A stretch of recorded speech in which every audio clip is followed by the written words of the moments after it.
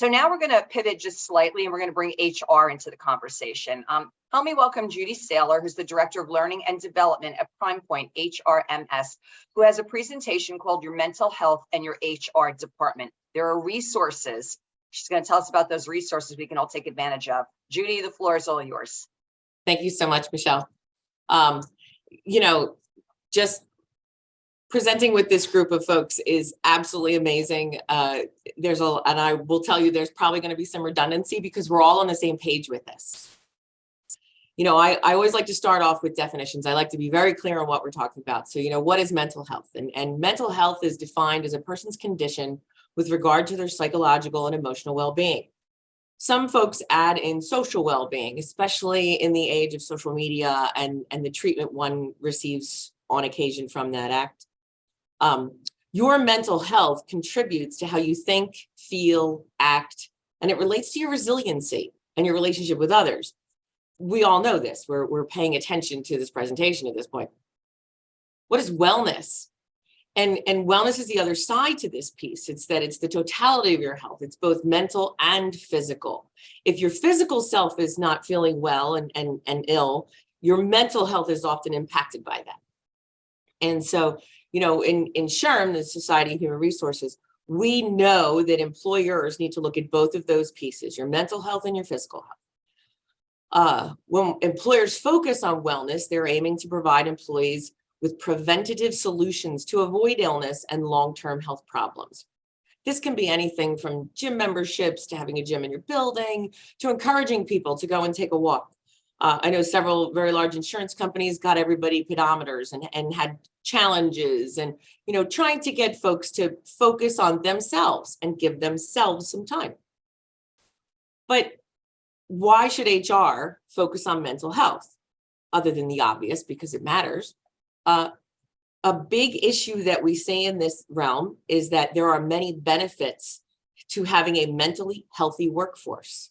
Research suggests that creating a positive work environment and promoting and supporting mentally healthy workers results in increased productivity, increased economic contributions, completion of higher quality work, happiness in the workplace, lower rates of absenteeism, improved employee engagement, increased employee retention and loyalty, reduced employer and employee healthcare costs, better working relationships between employees and leadership, improved ability to empathize with customers and coworkers, that customer service kind of piece, and increase in inclusivity.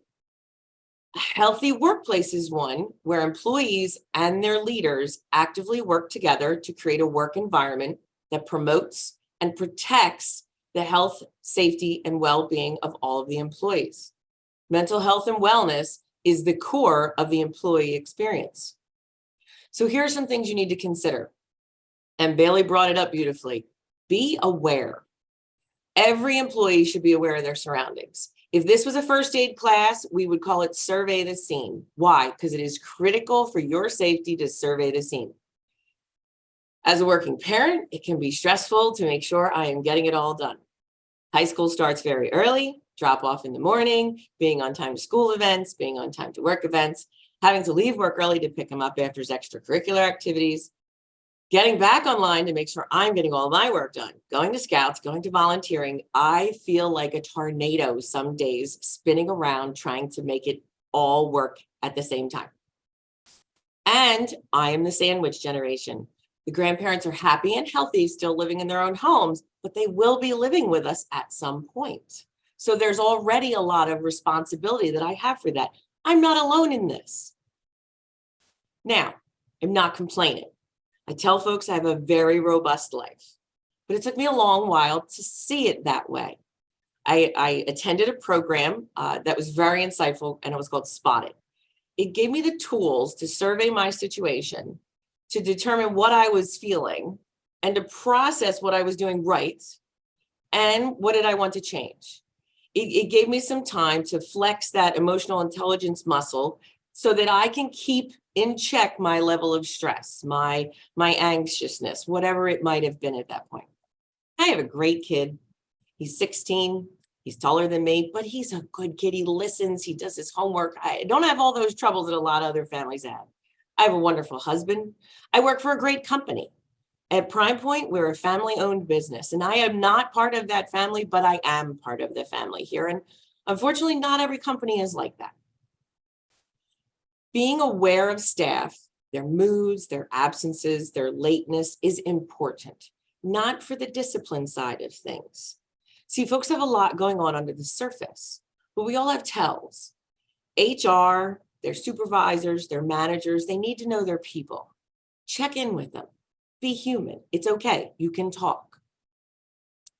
The next piece, provide resources. Employee assistance programs, as well as medical insurance, can be resources to staff and family right now. These are critical. They are not something that HR is going to provide, but they're something that can be provided to the employees. HR can provide appropriate resources to employees struggling with mental health, but they are not mental health professionals necessarily. You want to educate your leadership on the best practices. You want them to follow when it becomes clear, follow up with an employee who is displaying mental health concerns. NJBIA has a whole page dedicated to this through the partners that they have with RWJ and some of the other organizations. These are critical. Take advantage of those opportunities. HR can have an open door, whether it is to vent or specifically for help. HR needs to be open to that conversation. Not everyone is coming to you to complain. If your HR is not feeling that way, they need to join the Garden State Council SHRM, which is the New Jersey chapter of the Society for Human Resources, and get the latest issues and the latest trends and the latest solutions on what HR can do for its staff. The next part, address workplace staff.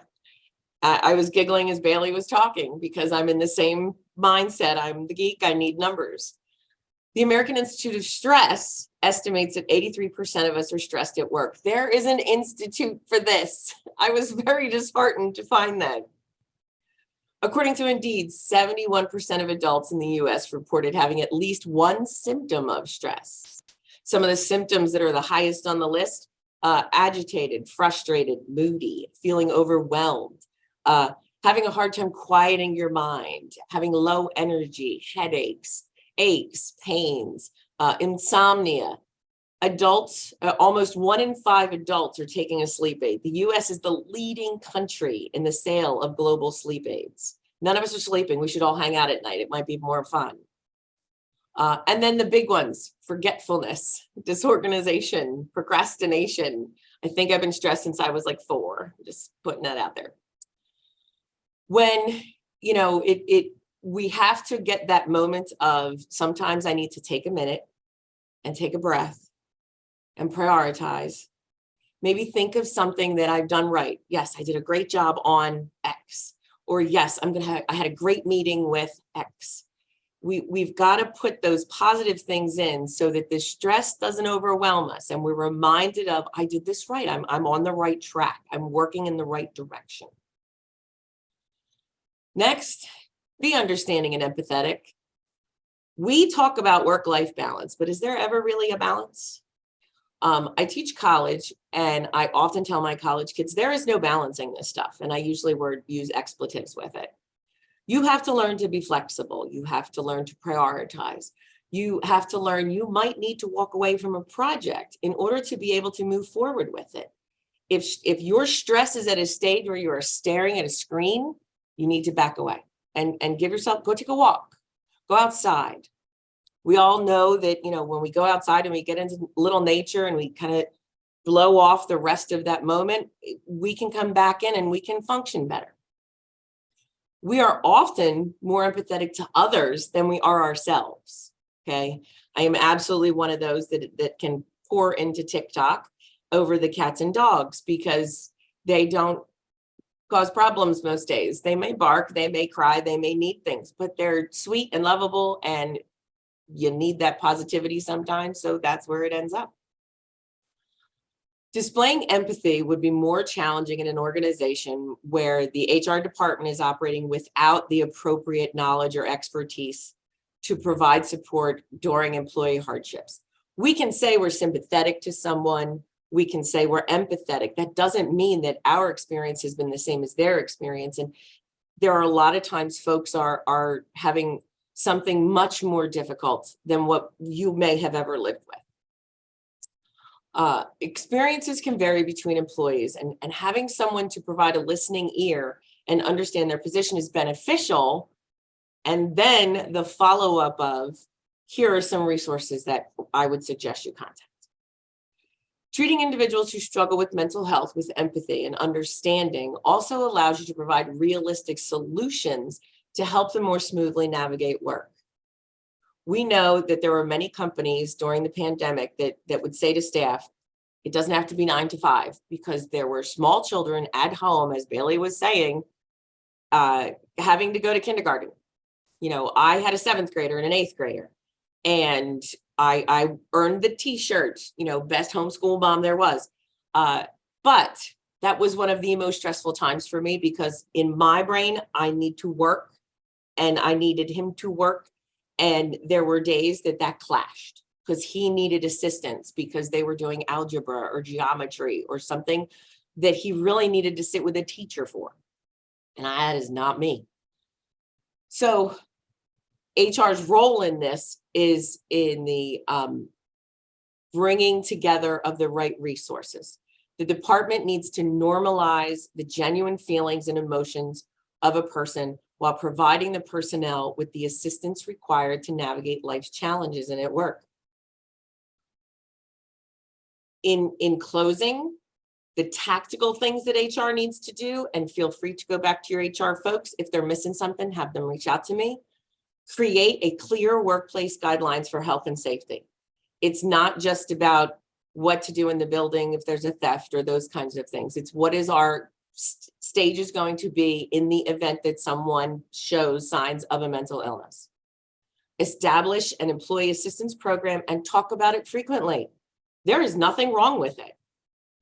In schools now, in music, there are at least a dozen songs out there right now in mainstream, you know, XM Sirius, that are all about a person's mental health and what a person's going through. And the young people are hearing it and they're saying, yeah, I feel that way some days. I need to. The next generation is going to be much better at this than we were. Provide supervisors and managers with mental health training. They need to recognize the signs and symptoms. Just because somebody's coming in late every day doesn't mean they're being a jerk about their job. There may be a real problem for them. Or it could be their sandwich generation and the center that they have to drop their mom off at isn't open until a certain time. We need to be able to be aware of these things and help our staff. Last, work to create a positive workforce. It's not always parties. Sometimes it's a thank you note. Sometimes it's a, hey, how you doing?